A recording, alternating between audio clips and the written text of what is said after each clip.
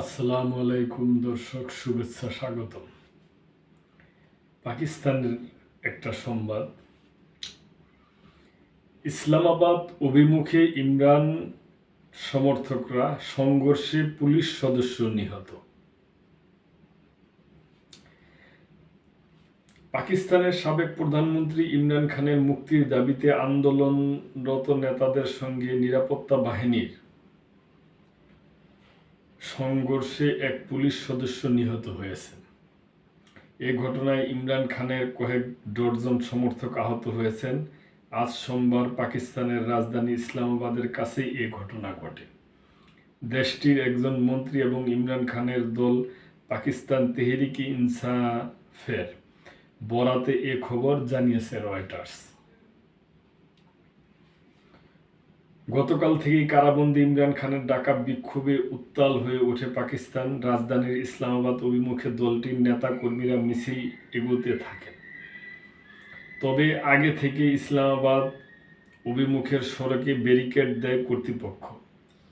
PTI সমর্থকদের গ্রেপ্তার ও পুলিশের টিয়ার গ্যাস নিক্ষেপের খবরও আসে। এছাড়া সেখানকার ইন্টারনেট বন্ধ করে দেওয়া হয়।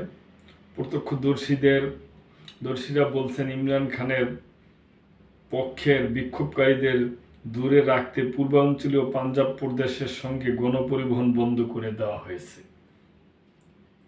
ইমরান খানের ৮০ জন সমর্থককে গ্রেপ্তার করা হয়েছে জানিয়ে প্রাদেশিক তথ্যমন্ত্রী ইজমা বুখারি বলছেন, আমরা রাজধানীতে কোনো ধরনের বিশৃঙ্খলা করতে দেব না। এক সংবাদ সম্মেলনে তিনি জানান, ইসলামাবাদের ঠিক বাইরে সংঘর্ষে একজন পুলিশ কর্মকর্তা গুলিবিদ্ধ হয়ে নিহত হয়েছেন। এছাড়া অন্তত ৭০ জন আহত হয়েছেন। প্রদেশের বাইরেও কোথাও কোথাও সংঘর্ষের খবর পাওয়া গেছে। ইমরান খানের দল পিটিআই বলেছে, তাদের বহু নেতাকর্মী আহত হয়েছেন। পাকিস্তানের প্রধানমন্ত্রীর কার্যালয় থেকে এক বিবৃতিতে বলা হয়েছে, সোমবার বেলারুশের প্রেসিডেন্ট আলেকজান্ডার লুকাশেঙ্কো ৩ দিনের সফরে পাকিস্তান এসেছেন। এজন্য রাজধানীতে অতিরিক্ত নিরাপত্তা ব্যবস্থা নেওয়া হয়েছে। রবিবার দেশটির পররাষ্ট্রমন্ত্রীর নেতৃত্বাধীন একটি প্রতিনিধি দলও পাকিস্তানে এসেছে। পিটিআই বলেছে, বিক্ষোভকারীদের ঠেকাতে চড়া হয়েছে সরকার। তাদের শত শত নেতাকর্মীকে গ্রেপ্তার করা হয়েছে। ইমরান খানের রাজনৈতিক সহযোগী শওকত ইউসুফজাই জিও নিউজ টিভিকে বলেন, সরকারি বাহিনী সরাসরি গুলি চালাচ্ছে। কি ভয়ানক অবস্থা! ইমরান খান পুলিশ এক বিবৃতিতে বলেছেন, ইসলামাবাদে জমায়েত নিষিদ্ধ করা হয়েছে। কর্তৃপক্ষ ইসলামাবাদ, রাওয়ালপিন্ডি সহ আশেপাশের এলাকার সমস্ত স্কুল বন্ধ করে দিয়েছে। ওইসব এলাকা সামাজিক যোগাযোগ মাধ্যমও ধীর গতিতে চলছে। গত বছরের আগস্টে ইমরান খানকে কারাগারে পাঠানোর পর থেকে পিটিআই তার মুক্তির দাবিতে নানা কর্মসূচি পালন করছে। অক্টোবরের শুরুর দিকে ইসলামাবাদে দলটির সাম্প্রতিক বিক্ষোভ সহিংস রূপ নেয়। গতকাল রোববার পাকিস্তানের বিভিন্ন প্রান্ত থেকে ইসলামাবাদে বিক্ষোভ সমাবেশে যোগ দিতে গাড়ির বহর দেখা যায় কর্মী সমর্থকদের।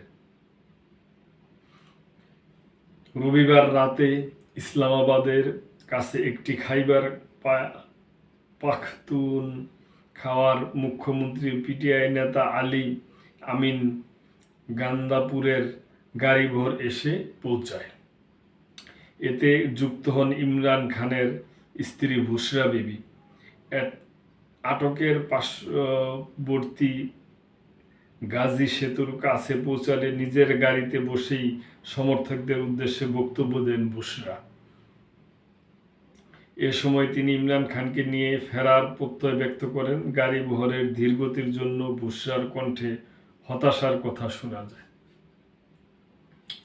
দেখেন দর্শক, আমাদের এই দক্ষিণ এশিয়া, বিশেষ করে যে পাকিস্তান, বাংলাদেশে এই যে এরকম একটা অবস্থা, একবার কোনো পার্টি যদি ক্ষমতায় যায় তাহলে তার আর ক্ষমতা ছাড়তে চায় না। এই যে অবস্থা, এই অবস্থার কবে অবসান হইব? আমার জানা মতে পাকিস্তানে ইমরান খান অনেক জনপ্রিয়। তো এরকম একজন জনপ্রিয় নেতাকে কি জেলে আটকায় রাখা ঠিক না, তো কখনোই ঠিক না। আমি মনে করি দাবি যদি পাকিস্তান গভর্নমেন্ট ঠিক রাখতে চায়, তাহলে তাকে যে আটক করে রাখছে এই ব্যাপারে অবশ্যই তাদের সুচিন্তিত একটা সিদ্ধান্ত নিতে হইব।